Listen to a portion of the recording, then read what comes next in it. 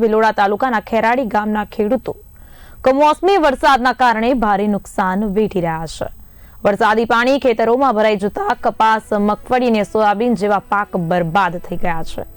ખેડૂતોની મુશ્કેલી વધતા હવે તેઓએ મામલતદારને આવેદનપત્ર આપી સહાય અને દેવા માફીની માંગ કરી છે।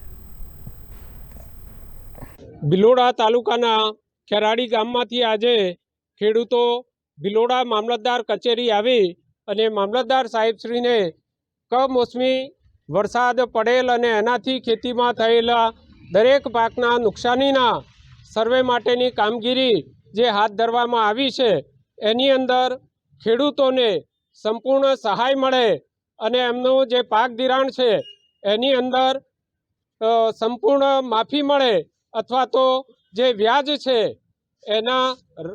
એની અંદર એમને મહત્તમ લાભ થાય એ માટે આજે મામલતદાર સાહેબશ્રીને આવેદનપત્ર આપવામાં આવ્યું છે।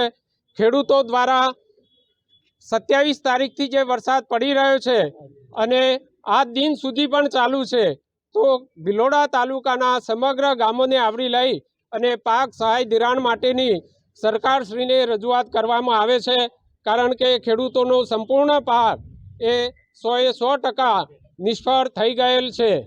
અત્યારે કમોસમી વરસાદના કારણે જે ખેડૂતોને પાકમાં તો નિષ્ફળતા મળી જ છે, પણ સાથે સાથે પશુપાલનમાં ઘાસચારો પણ બિલકુલ સડી ગયેલ છે, જેથી આગામી સમયમાં પશુ પાળવો તે પણ મુશ્કેલી ઊભી થવાની સ્થિતિ થઈ છે।